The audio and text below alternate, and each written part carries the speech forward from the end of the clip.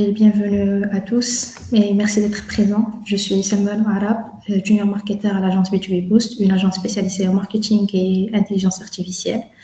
Pour ce webinaire consacré au reporting et media buying aujourd'hui, nous allons aborder un sujet qui est un peu mal expliqué et pourtant absolument central dans le marketing digital et le reporting publicitaire. Quand on parle de reporting, on ne parle pas seulement de chiffres ou de tableaux Excel, on parle de compréhension, de prise de décision et surtout de communication entre les équipes, marketing, les managers et les clients. L'objectif de cette session est de vous apprendre à lire, comprendre et expliquer les performances d'une campagne publicitaire, même si vous êtes débutant. Alors, la première chose qu'on va voir, c'est à qui s'adresse ce webinaire.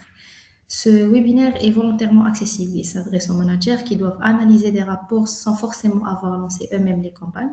Il s'adresse aux entrepreneurs et aux clients qui investissent de l'argent dans la publicité et veulent comprendre ce qu'ils reçoivent en retour.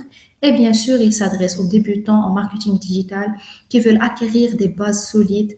Vous n'avez pas besoin de compétences techniques. Tout sera expliqué avec des mots qui sont simples et des exemples qui sont concrets.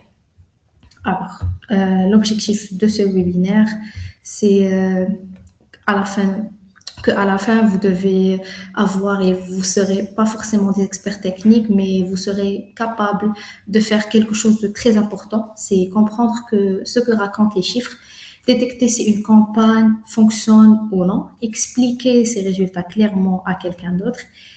Parce qu'un bon reporting, ce n'est pas impressionner avec des données complexes et beaucoup de chiffres, c'est rendre l'information compréhensible et utile.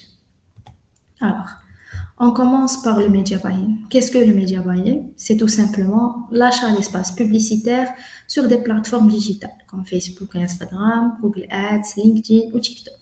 Quand une entreprise fait de la publicité sur Facebook, Google ou LinkedIn, elle fait du media buying. Elle investit un budget dans l'espoir d'obtenir quelque chose en retour, de la visibilité, des visiteurs, des prospects ou des ventes. Le reporting sert à répondre à une question très simple mais essentielle. Est-ce que l'argent investi va servir à atteindre l'objectif que j'ai fixé? Alors, il faut savoir pourquoi le reporting il est vraiment crucial, car sans reporting, on pilote à l'aveugle. On ne sait pas ce qui fonctionne, ce qui ne fonctionne pas, ni pourquoi.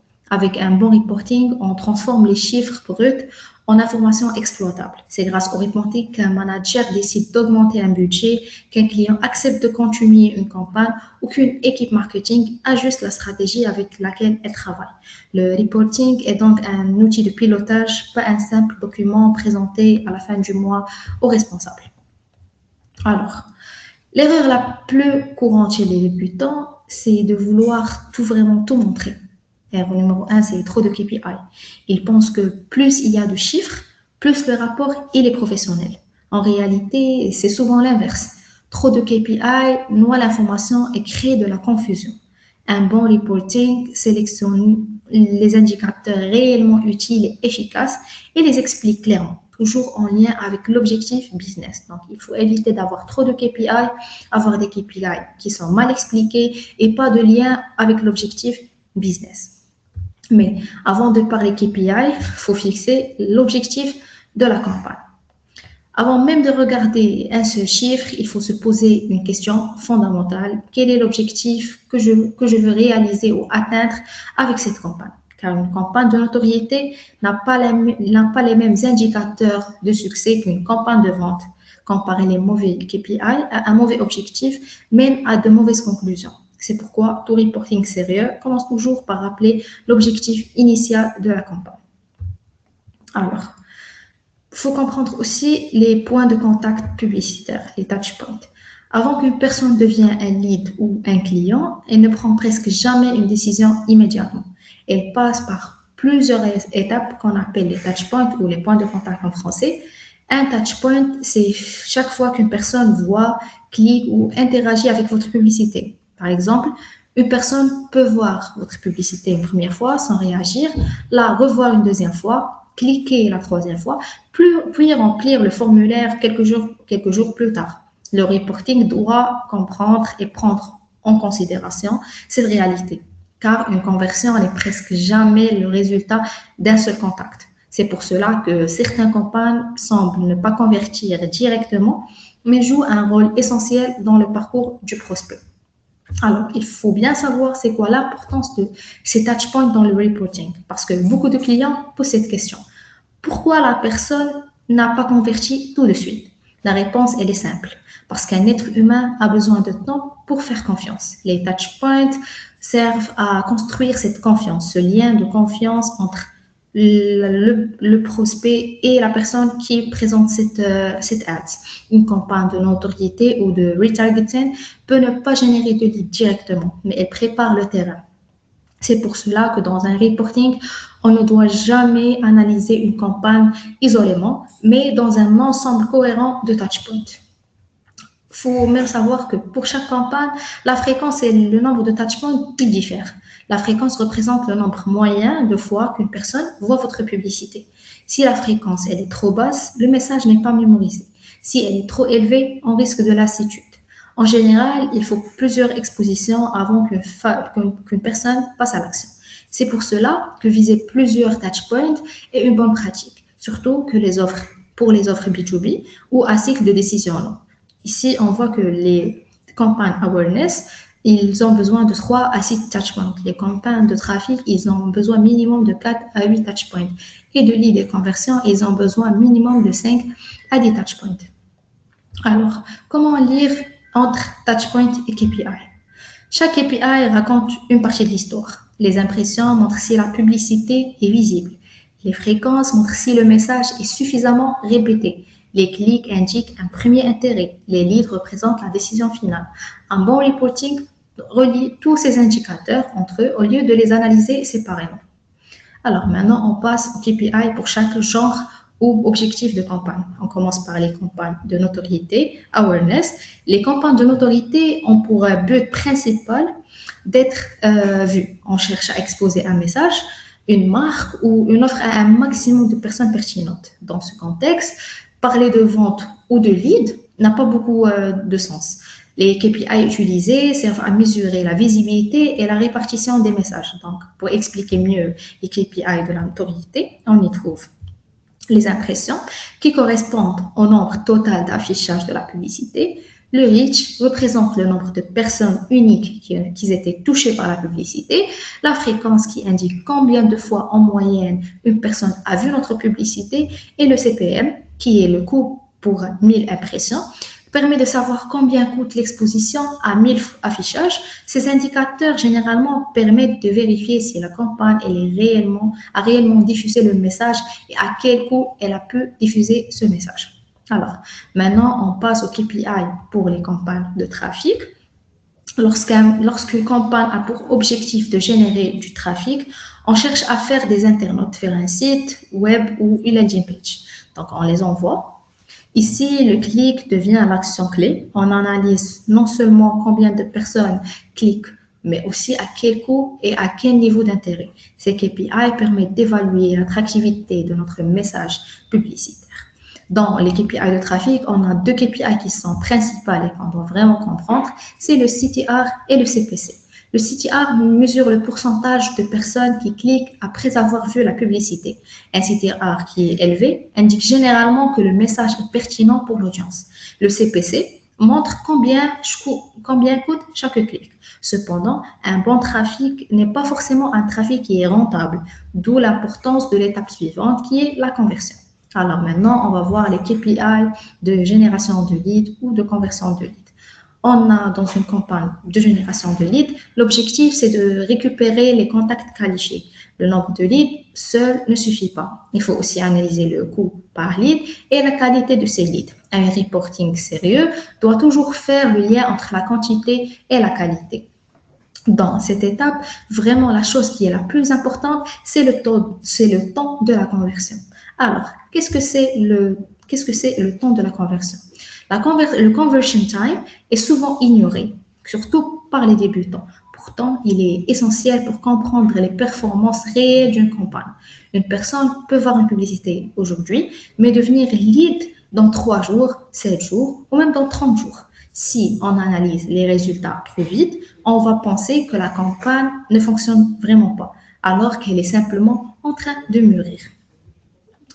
Je vais vous donner un petit exemple simple de conversion time vers lead. Cet exemple montre bien que la conversion n'était pas instantanée. La personne a eu besoin de plusieurs touchpoints et de plusieurs jours pour passer à l'action. Dès le premier jour, c'était la première impression. J-3, c'était deuxième exposition. Le sixième jour, c'était le clic. Et le neuvième jour, c'était la conversion vers un lead. C'est pour cela que le reporting doit toujours inclure une lecture dans le temps et pas uniquement une photo instantanée des résultats. Alors, on doit savoir aussi pourquoi le conversion time est le clé pour les leads.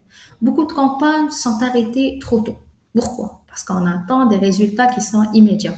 Comprendre la conversion time permet de mieux gérer les attentes des clients et des managers. C'est un indicateur pédagogique qui montre que la publicité est un investissement progressif, pas un bouton magique. Donc, il faut expliquer un CPL élevé au début, justifier le temps d'optimisation, rassurer le client ou le manager et éviter l'arrêt prématuré d'une campagne. Maintenant, on passe aux KPI de vente et de performance. Les KPI clés pour cette partie sont la conversion, le CPA, le ROAS et le chiffre d'affaires. Ici, on parle directement de résultats financiers. Les KPI de vente permettent de mesurer l'impact réel de la publicité sur le chiffre d'affaires. C'est souvent cette partie qui intéresse le plus de dirigeants et clients, mais c'est aussi qui demande le plus de rigueur dans l'analyse. Alors, il faut bien savoir que le ROAS, qui est le Return on Ads Investment, c'est l'un des indicateurs les plus parlants pour un client. Ils permettent de répondre à une question qui est très simple. Combien d'argent je gagne pour chaque dollar investi? Car la formule principale du ROAS, c'est chiffre d'affaires sur le budget dépensé. Un ROAS qui est supérieur à 1 signifie que la campagne génère plus d'argent qu'elle m'en coûte. Puis, plus il est élevé, plus la campagne elle est rentable. Si j'ai dépensé 1 000 $ et généré 4 000 $ de vente, mon ROAS est de 4. Ça veut dire que pour chaque dollar investi, je gagne 4 $. Alors, maintenant, on va passer à la structure d'un très bon reporting. Ce dernier, un bon reporting suit toujours une logique qui est claire. On commence par rappeler l'objectif de la campagne avec son analyse et tout.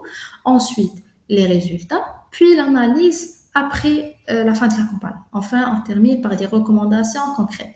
Cette structure permet à n'importe quel lecteur de comprendre rapidement la situation de notre campagne. Donc, on doit fixer en premier temps l'objectif de la campagne.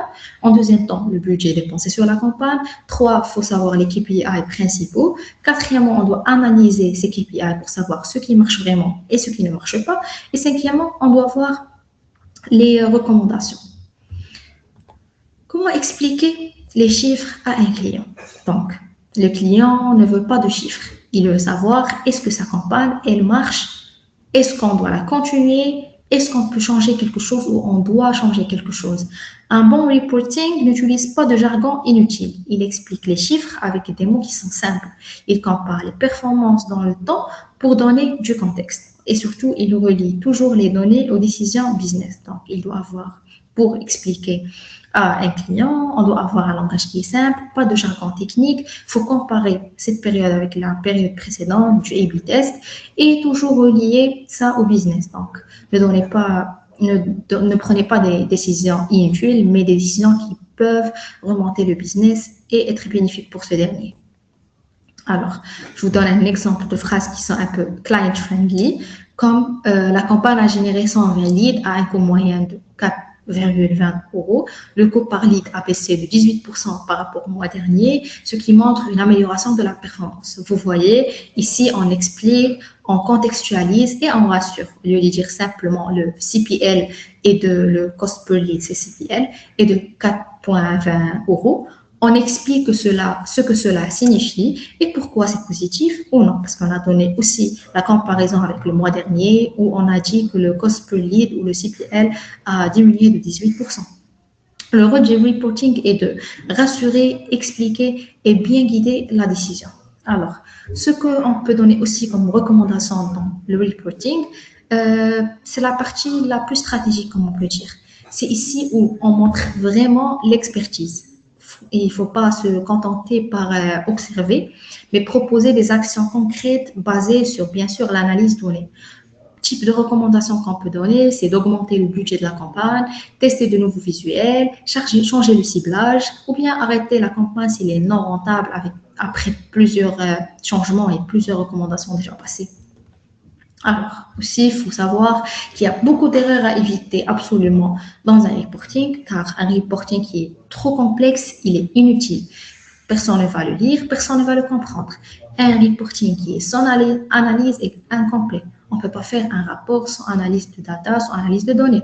Et un reporting sans recommandation n'apporte aucune valeur, car l'objectif final est toujours la prise de décision. On fait du reporting pour prendre une décision. Est-ce qu'on va scaler cette campagne? Est-ce qu'on va l'arrêter? Est-ce qu'on doit changer quelque chose? On doit augmenter le budget ou le diminuer. Donc, les erreurs à éviter absolument sont de montrer trop de données, ne pas expliquer les KPI, ne pas comparer et finalement ne pas proposer d'action. Donc, à retenir de notre webinaire, c'est pour conclure généralement, on doit savoir que le reporting media buy-in est avant tout une histoire basée sur des chiffres, mais racontée avec clarté, logique et un langage qui est simple. Quand le reporting il est bien fait, il devient un véritable outil de pilotage et de croissance. Donc, on sait bien que le reporting raconte une histoire, les KPI servent l'objectif, la clarté elle est plus bénéfique que la complexité et l'analyse avec les recommandations, c'est la vraie valeur de reporting. Merci beaucoup pour votre suivi et je suis ouverte à vos questions.